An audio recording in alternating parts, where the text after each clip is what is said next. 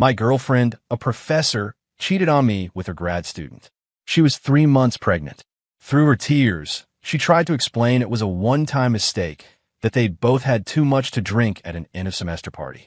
Honey, you're the only one I love. He's the one who's obsessed with me. I swear.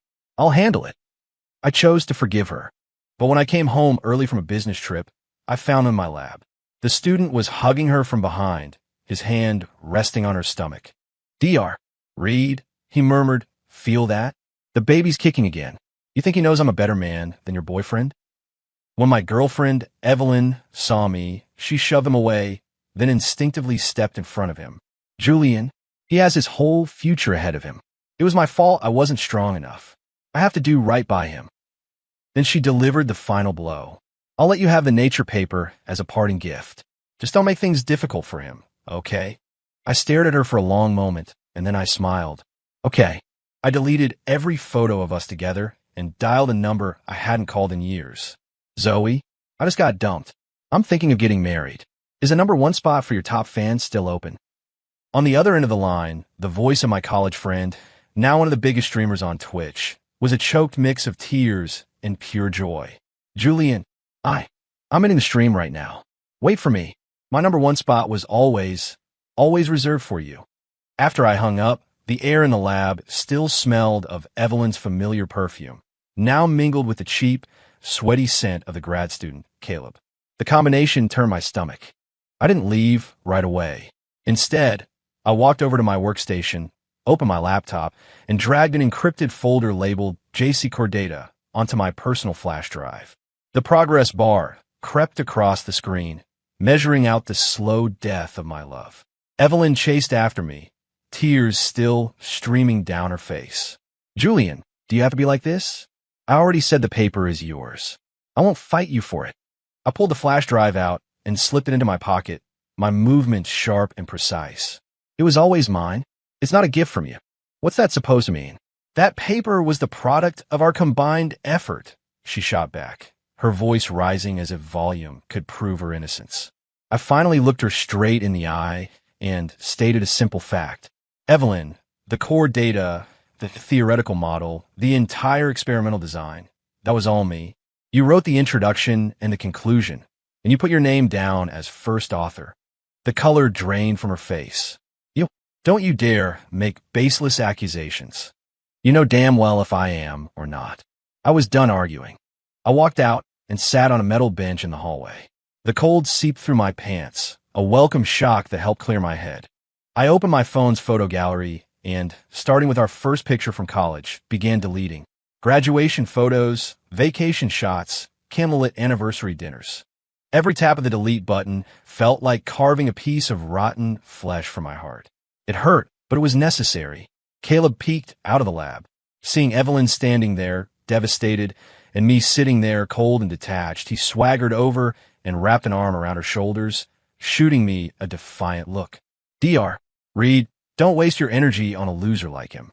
It's not worth upsetting the baby over a man who can't even hold onto his own woman. Evelyn didn't push him away. She leaned into his embrace, her shoulders shaking with sobs. That single image extinguished the last flicker of pathetic hope in my heart. Just then, the screech of tires tore through the campus quiet. A hot pink Porsche 911 drifted expertly into a parking spot in front of the science building. The door flew open.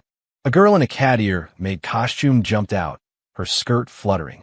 Her dramatic stage makeup was still on, with glittery, theatrical teardrop gems at the corners of her eyes mixing with real, fresh tear tracks. Zoe Sullivan, oblivious to the stunned stares of everyone around her, she launched herself toward me like a pink cannonball. She stopped right in front of me, chest heaving, wanting to speak but afraid of saying the wrong thing.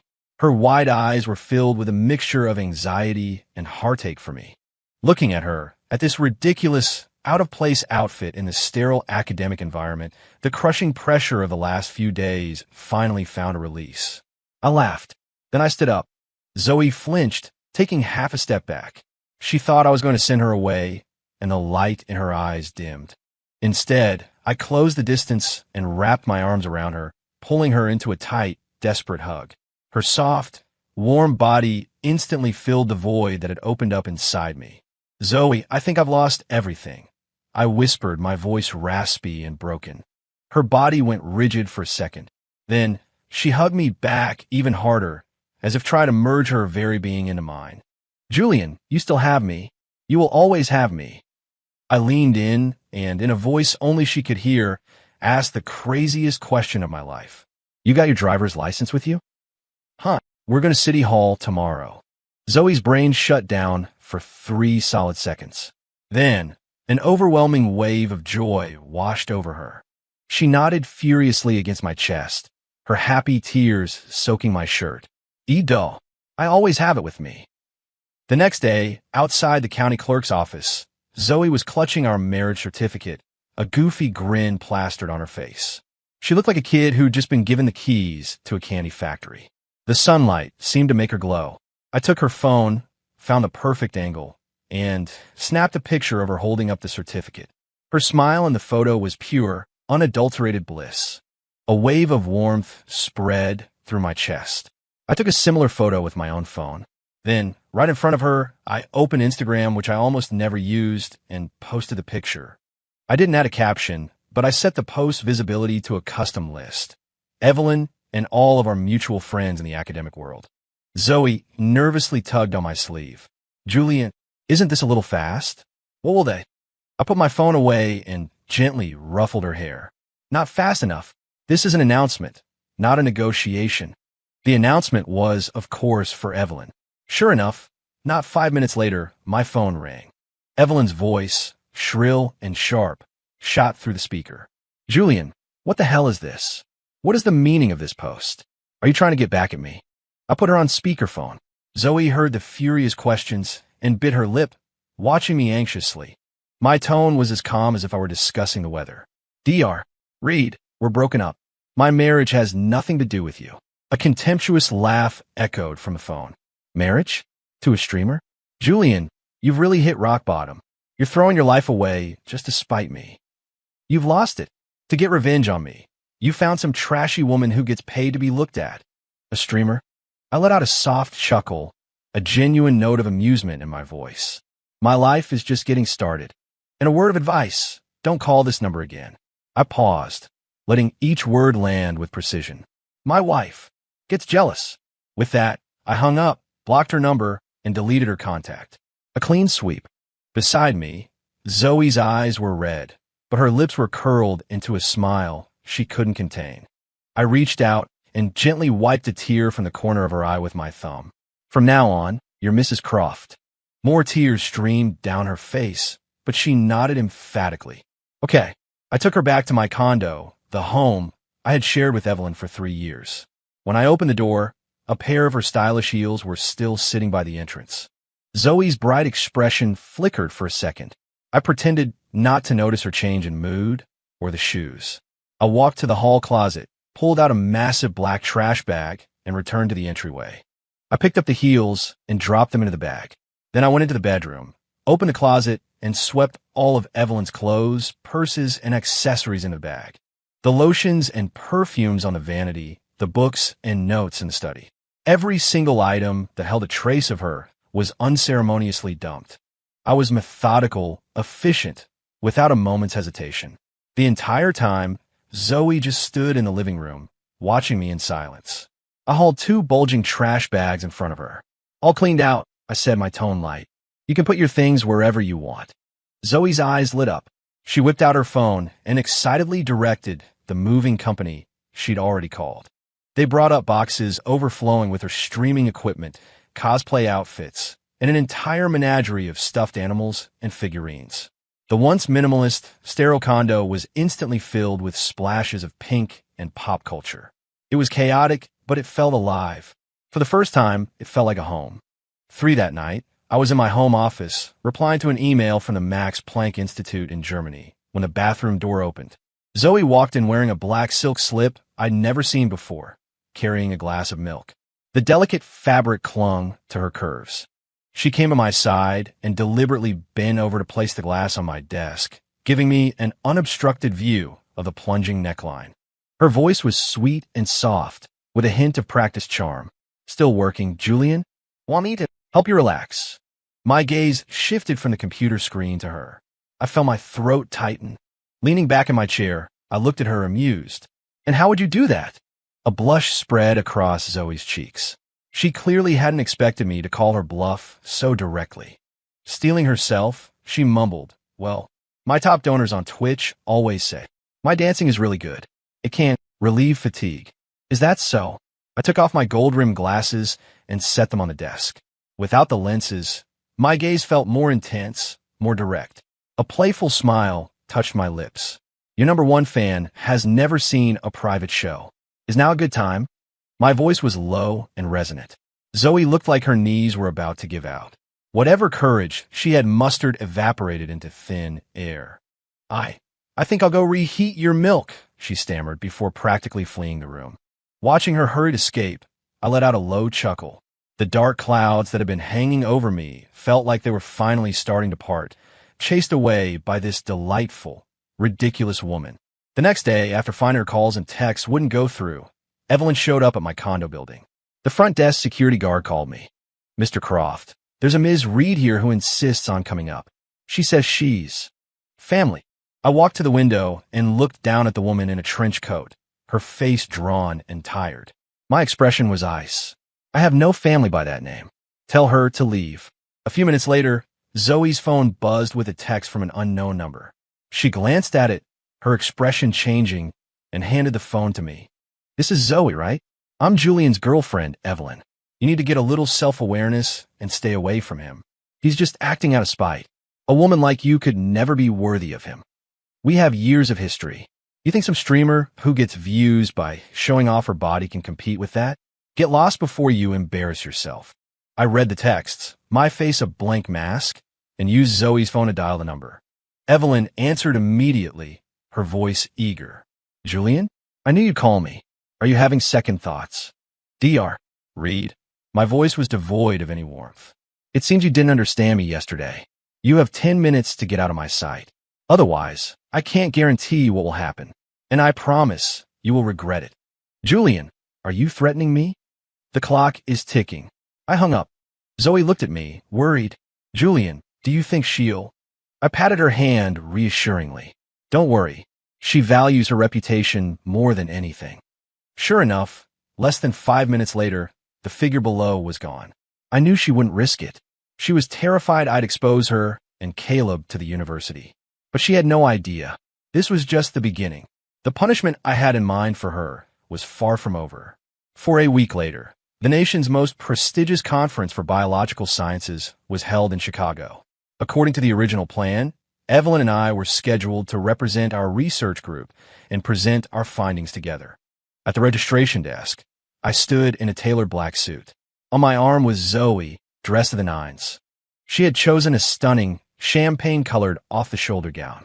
Her hair was swept up in an elegant chignon, and her makeup was flawless, accentuating her natural beauty while giving her an air of sophisticated grace. Her arrival immediately turned heads. Whispers rippled through the crowd of academics. Is that Julian Croft? Who is he with? Some actress. She's gorgeous. So much class. Didn't Croft have a new girlfriend? I thought he was with Dr. Reed from his university. At that moment, Evelyn and Caleb arrived. When they saw me with Zoe, their faces turned to stone. Evelyn's eyes were locked on me, burning with a mix of jealousy, fury, and disbelief. Caleb, arrogant and impulsive, strode right up to us. He looked Zoe up and down, his tone dripping with condescending malice. Well, Dr. Croft, change your taste, have we? Since when did serious academics start running with this kind of crowd? His voice wasn't loud, but it was clear enough for everyone nearby to hear. This kind of crowd? Before I could respond, Zoe detached her arm from mine and stepped forward, a dazzling smile on her face. Her smile was sweet, but her words were razor-sharp. Excuse me, but you should really watch your mouth. Allow me to introduce myself. I'm Zoe Sullivan, Julian's legal wife. She flashed the diamond ring on her finger, the one I'd bought her the day before. My husband is a world-class scientist, and I am his wife. I believe that's called a power couple. Her gaze then shifted, sweeping over Caleb and a now pale Evelyn. Unlike some people, who are engaged in an inappropriate student-faculty relationship. An academic scandal. Wouldn't you agree, Dr. Reed? You. Evelyn was trembling with rage. Zoe, you've gone too far. Zoe blinked, her expression one of pure innocence. Have I, Dr. Reed? I'm simply stating the facts. Oh, and I almost forgot to congratulate you. I heard you and your student are expecting. How touching. Such dedication to science. Someone nearby let out a snort of laughter. The color of Evelyn and Caleb's faces shifted from red to white and back again. The world of academia is small. Gossip travels fast. Many people knew Evelyn was pregnant, but the identity of the father was still a matter of speculation. With one swift move, Zoe had just announced it to the entire conference. An older professor who knew our group hurried over to mediate. He pulled me aside, his curiosity getting the better of him. Julian, he whispered, what on earth is going on? And your new wife? What does she do? She's certainly got a sharp tongue. I watched Zoe, who was now chatting amiably with a female scholar across the room, my eyes filled with adoration. I smiled faintly. She does what she loves, and that makes her happy. My words, spoken calmly, drifted directly into Evelyn's ears. She shuddered, her face turning even paler. She had always believed that I loved her for her academic halo, her status as a brilliant researcher. She never imagined that one day I would speak about another woman, a streamer she looked down on, with such unreserved affection. For her, it was more humiliating than a public slap in the face. During the presentation session, it was our group's turn. Evelyn took a deep breath and walked onto the stage, trying to project confidence. But her composure was shot.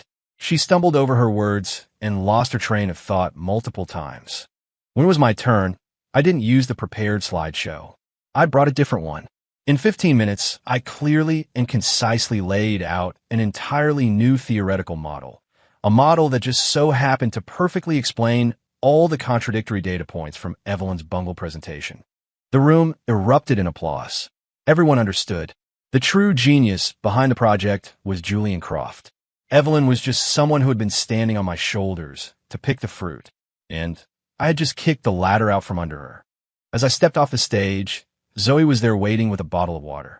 Julian, you were incredible, she said, her eyes shining. I took a sip of water, feeling the envious and admiring glances from around the room. I had to admit it felt good. 5 that night, after the conference, I wasted no time. Back in our hotel room, Zoe watched me with a hint of concern. Julian, after what you did today, you don't think Evelyn will do something crazy, do you? I stroked her hair to soothe her. Don't worry, this is just the beginning. I opened my laptop, pulled up my email, and began composing a meticulously worded message. To the editorial board, Nature Communications CC, the Academic Integrity Committee of Northwood University, Dean of the College of Sciences, Head of the Croft Research Group Subject, urgent request for retraction regarding questions of data integrity and conclusion validity from manuscript #XXXXX. In the body of the email, I, as the second author of the paper, made a formal declaration. It has come to my attention that I am unable to reproduce certain core experimental results provided by the first author, Dr. Evelyn Reed. Furthermore, a review of her original records reveals multiple inconsistencies that call the veracity of the data into question. In the interest of maintaining rigorous academic standards, I formally request the retraction of this manuscript and ask that the journal and the university's academic committee launch an investigation to uphold scholarly integrity. As an attachment, I included screenshots of several sets of raw data I had saved independently, data that directly contradicted the paper's final conclusions. It was more than enough to prove that the paper's core findings were built on data that had been optimized, if not entirely fabricated. This email was a bomb.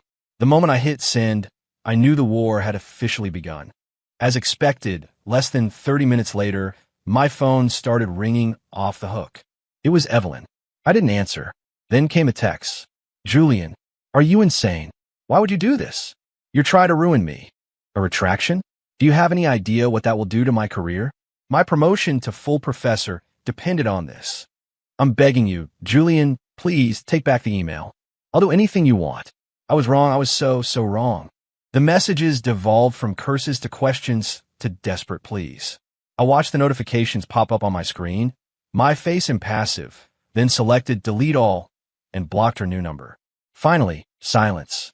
Zoe came over with 2 ice-cold beers from the mini fridge and handed one to me, her eyes crinkling at the corners. To celebrate, Julian. I took the can and tapped it against hers, the sound crisp in the quiet room. No, I said, this is to celebrate the strategic brilliance of Mrs. Croft. If it hadn't been for her show-stopping performance at the conference, which had completely rattled Evelyn, my counterattack wouldn't have gone so smoothly. She blinked, then her smile grew even wider. In that case, Mr. Croft, may I request to lead the charge in all of your future academic battles? Permission granted. We smiled at each other and drank our beers. Outside the window, the lights of Chicago glittered, but in my world, the only thing that shone was her smile. The next day, the academic community was in an uproar. A paper in a top-tier journal, on the verge of publication, being flagged for data fraud by its own co-author. It was a massive scandal. The university's Academic Integrity Committee immediately formed an investigative panel. Evelyn was suspended from all teaching and research duties pending the outcome. Her application for promotion was, of course, put on indefinite hold. She tried to contact me, only to find herself blocked on every platform. She went to our mentor, begging him to intervene. Our mentor was an old-school professor whom I respected immensely, a man of unwavering integrity who despised academic misconduct. After reviewing the evidence I had attached to my email, he had only one thing to say to her. Evelyn, there is no room for stains in our world. You've made your bed. It was, for all intents and purposes, a death sentence for her academic career. The investigative committee gave Evelyn and Caleb a deadline, 1 week to independently replicate the key experiments from the paper and provide the complete, original data logs for every step. This was an impossible task. Those core experiments had been conducted by me, and me alone, in my designated clean room. Evelyn wouldn't even know the detailed protocols, let alone be able to replicate them. And the raw data? The real raw data was on my encrypted flash drive. All they had were the polished, cherry-picked charts I had given her. I knew they would try to fake the data. I was counting on it. The experimental design included a subtle validation step, a secret signature only I knew about. Any fabricated data would be immediately exposed by that single, hidden control. For the next few days, Evelyn and Caleb locked themselves in the lab, working around the clock. I heard about their miserable state from colleagues. They reportedly got into a screaming match over a single data parameter, nearly coming to blows. Caleb accused Evelyn of pushing him to optimize the data in the first place. Evelyn, in turn, screamed that he was a useless failure who couldn't even fake a dataset properly. Their so-called love affair crumbled under the immense pressure. A spectacular implosion was their only possible fate. One afternoon, while I was waiting for someone at a campus coffee shop, I ran into Caleb. He had lost a lot of weight, his eyes were sunken, and he was unshaven. He looked haggard and utterly defeated. He spotted me, froze for a second, then marched straight to my table. You must be enjoying this, Julian, he spat, his voice laced with venom. I took a sip of my coffee, not bothering to look at him. You destroyed Dr. Reed, and you destroyed me. He slammed his fist on the table, splashing coffee onto the saucer. The university is expelling me. My future. You've ruined everything. I finally set my cup down and wiped my hand with a napkin. Your future. I looked up, my eyes cold. The moment you crawled into your professor's bed, the moment you helped her tamper with data that wasn't yours, you should have known. Your bright future was already over. You destroyed it yourself. My words were a knife, twisting in his deepest wound. He turned ghostly pale, his lips trembling, unable to form a response. One more thing, I said, standing up to look down on him. I warned Evelyn a long time ago that you were a time bomb. Too bad she didn't listen. I left him there, swaying on his feet. He would never know the truth. Over a year ago, I had accidentally discovered that he was using his position as a lab assistant to embezzle funds by reselling lab supplies. I had given the evidence to Evelyn, warning her that the kid was trouble and couldn't be trusted. And what had she said? Julian, you're just jealous because he's young and energetic, not dull like you. His family doesn't have money. If he's selling a few supplies to get by, Why do you have to be so petty? She didn't just ignore it. She started favoring him even more. Now, the bomb she had personally planted was about to detonate. And I was holding the fuse. 7 While Evelyn and Caleb were being hammered by the investigation for data fabrication, another, bigger story was breaking across the entire scientific community. Cell, the most prestigious journal in the world, published a groundbreaking paper as its cover story. The corresponding author and the first author share the same name, Julian Croft. The paper's title was a direct hit, A New Paradigm for the Structural Function of Protein XXX, a correction and transcendence of a flawed predecessor model. That flawed predecessor model was, of course, the very same paper I had just retracted. In my new article, not only did I present a new, perfect theoretical model that resolved all the previous inconsistencies, but I also mercilessly used the retracted paper as a case study in failure, dedicating 2 full pages to a systematic and brutal teardown of its methodology. With irrefutable data and logic, I proved that the previous model was, from its very foundation, wrong. Everyone got the message. This wasn't a correction. It was a declaration of war. It was me announcing to the world that I, Julian Croft, was the sole intellectual force behind that research. Evelyn was nothing more than a thief who had stolen a half-finished product and had the audacity to call it her own. The paper sent shockwaves through the bioscience world. My name shot to the top of research news sites, both domestic and international. Over a dozen of the world's top research institutions, including the Max Planck Institute I had been in contact with, sent me formal job offers, each more lucrative than the last. My mentor called me, his voice shaking with excitement. Julian, you did it. This Cell paper is a masterpiece, an absolute triumph for our department. You are a true scientist. I always knew I was right about you. Meanwhile, in Zoe's stream, she spoke to her audience with a mysterious smile. Hey everyone, my husband has some big news today. If you're interested, you might want to check out what's happening in the world of bioscience. I can't say too much, but let's just call it the return of a king. Her fans were confused but intrigued, and they flooded various platforms to figure out what she was talking about. Hashtag dream couple, hashtag scientist and his streamer wife. The hashtag started trending on Twitter for no apparent reason. Countless people flocked to my long-dormant profile to see who this man was that a top streamer was calling her husband. What they found was my newly pinned tweet, a link to my Cell paper. The comments section exploded. Holy yes! I thought her husband was some rich CEO, not a freaking genius scientist. I looked up what Cell is. Let's just say if you publish in there once, you can basically do whatever you want in academia for the rest of your life. OMG, what is this pairing? Top-tier streamer and a top-tier scientist. I ship it so hard. Dude, look closer. This paper literally destroys his ex-girlfriend's career. This isn't just a dream couple. This is a revenge saga. Evelyn saw the paper from her hospital bed. The immense shock, combined with weeks of relentless stress, had caused her already high-risk pregnancy to fail. She stared at her phone, at the endless stream of praise and congratulations directed at me, and then considered her own dire situation. The world went black as she fainted. She finally understood. The parting gift I had offered her wasn't the Nature paper she thought would secure a promotion. It was this perfectly orchestrated, career-ending, soul-crushing academic masterpiece. The university's final verdict came swiftly. An official document was posted on the school's website. Following an investigation, Dr.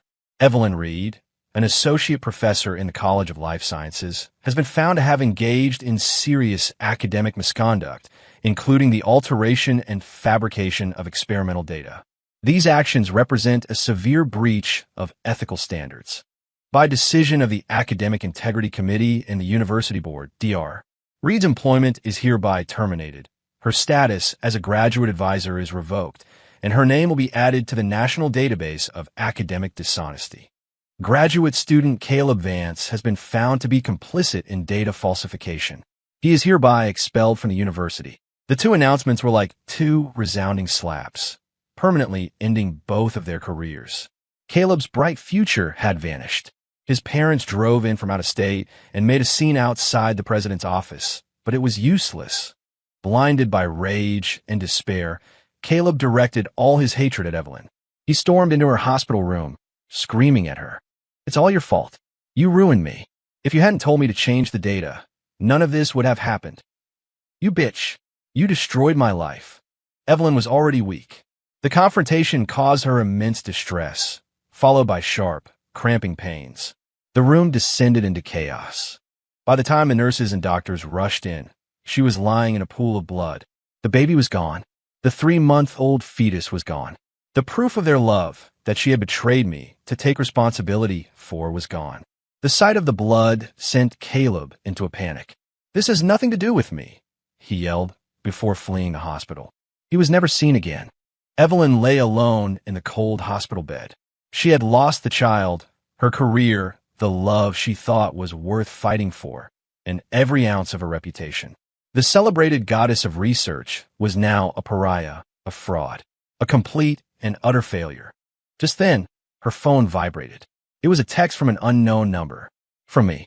The message was simple, just a single photo. In it, Zoe was wearing a white sundress, leaning against my shoulder as we smiled at each other on a beach at sunset. Beneath the photo was one line of text. "This is the life I always wanted. Hope you got everything you wish for." Evelyn stared at the photo, at the piercing happiness on our faces. And then she finally broke. Like a madwoman, she hurled the phone against the wall and, covering her face, let out a gut-wrenching, animalistic scream of pure despair. Did she get what she wished for? She threw me away for Caleb's supposed bright future, only to personally extinguish it. She was willing to sacrifice me to protect her own name and status, only to end up disgraced and with nothing. Perhaps this, then, was the most fitting punishment of all. 9 with the chaos of Evelyn behind us. My life with Zoe finally settled into a happy rhythm. I accepted an offer from a top university to head my own independent lab. Zoe, in turn, moved her streaming studio into our new house. Her career flourished. The scientist's wife title made her even more popular. Her fans were intensely curious about me, but Zoe guarded my privacy fiercely, never allowing my face to appear on camera. Yet, my presence was everywhere. When she would get tired from dancing during a stream, she'd take a break. A hand, masculine, with long fingers and wearing a wedding band identical to mine, would suddenly appear on screen, offering her a steaming mug. The chat would explode. "OMG, it's the husband's hand. Look at that hand. It could have its own career." Is the professor making sure Zoe stays hydrated? The cutest. Zoe would take the mug, sip from it, and smile sweetly at the camera. "Nope, you can't see him. My husband is mine, all mine." From off camera, my deep voice would drift in, tinged with mock exasperation. "If you're tired, take a real break. Don't throw your back out trying to hit your sub-goal." Zoe's face would instantly turn bright red. I know. Go back to winning your Nobel Prize and leave me alone," she'd retort, but the smile in her eyes was impossible to hide. The fans in her chat happily devoured every scrap of our interaction. Another time, she was in a stream battle with another creator and lost a game of truth or dare. The penalty: call the first person in her contact list and say, "I love you." The first contact in her phone was a Julian. Hundreds of thousands of people watched as she blushed, hesitated, and finally dialed my number. I was in the middle of reviewing a manuscript when I answered. "Hello." Zoe took a deep breath and whispered, so quietly it was almost inaudible, "Julian, I love you." The line was silent for 5 full seconds. Just as Zoe was about to die of embarrassment, my voice came through the speaker, thick with suppressed laughter. "Acknowledged, Mrs. Croft. Is the dare over now? Because if it is, I believe it's my turn to give you your reward." Zoe slammed the phone off. She waved frantically at the camera. "Okay, guys, that's it for tonight. Something urgent came up. I'll see you all tomorrow." She ended the stream in a flash, leaving behind a chat filled with question marks and comments like, "I think I know what the reward is." After that night, Zoe's viewership hit an all-time high, and my reputation as the doting Professor Croft was firmly cemented among her fanbase. Later, I found her burrowed under the covers, wrapped up like a burrito out of sheer embarrassment. She was ridiculous, and I adored her for it. I walked over and scooped her up, blankets and all, into my arms. "Mrs. Croft, You haven't claimed your reward yet. From inside her cocoon, her muffled protests were barely audible. Then once my new job was settled, I decided it was time for Zoe to meet my parents. This decision sent Zoe into a week-long anxiety spiral. She bought out nearly every item from online, what to gift your future in-laws guides, and modeled a new outfit for me every night, asking which one looked the most respectable and wifely. It was painful to see her so nervous. I pulled her into my arms to comfort her. You don't need to do all this, silly. My parents already feel like they know you from your streams. They're secretly your biggest fans. Really? She asked, her eyes wide with disbelief. Really? My father is a retired history professor, and my mother is a well-known painter. They're both incredibly open-minded. They already knew the whole story with Evelyn and our whirlwind marriage. My mom had even created a Twitch account to secretly subscribe and donate to Zoe's channel. As she put it, that girl has a light in her eyes. You can just tell she's a good soul. The moment we walked through the door, my mom grabbed Zoe's hands, her face beaming. Oh, Zoe, you're even more beautiful in person. Look at the skin, this face. Just radiant. My dad put down his newspaper and smiled warmly at her. Zoe, welcome home. Streaming must be hard work. Does anyone give you a hard time online? You just tell me, and I'll have their accounts banned. Zoe, overwhelmed by their enthusiasm, just blushed and kept repeating, "It's so nice to meet you." At the dinner table, my mom's favoritism was on full display. She kept piling food onto Zoe's plate, completely ignoring me as if I were the one marrying into the family. Zoe, eat more, you're too thin. This pot roast is my specialty. You have to try it. I looked at my own plate, holding nothing but a lonely scoop of rice, and feigned jealousy. Mom, am I not your biological son? She shot me a look and placed the largest piece of short rib on Zoe's plate. You've got some nerve. You managed to convince this wonderful girl to marry you. The least we could do is treat her right. What if she decides to leave you? Her comment made the whole table laugh. Zoe finally relaxed, falling into an easy conversation with my mom about skincare and fashion. The atmosphere was perfect. That evening, my mom pulled me aside and pressed a heavy, antique-looking box into my hand. Inside was a vintage sapphire ring. Give this to Zoe when the time is right, she said. It was your grandmother's. Consider her officially part of the family. When I went back to our room, Zoe was sitting on the edge of the bed, looking worried again. Julian, do your parents think I'm not good enough for you? Because of my job. I didn't say a word. I walked over, knelt down in front of her, and took her hand. I slid the beautiful, cool ring on her finger. It was a perfect fit. Zoe stared at it, speechless. Is this? It's from my mother, I said, looking up at her. It's from our family. You silly girl. You never have to be good enough for anyone, because you deserve the absolute best of everything in this world. Zoe's eyes instantly filled with tears. She looked from the ring on her hand to my face, and big, fat tears of pure joy began to fall. She threw her arms around my neck and held on tight.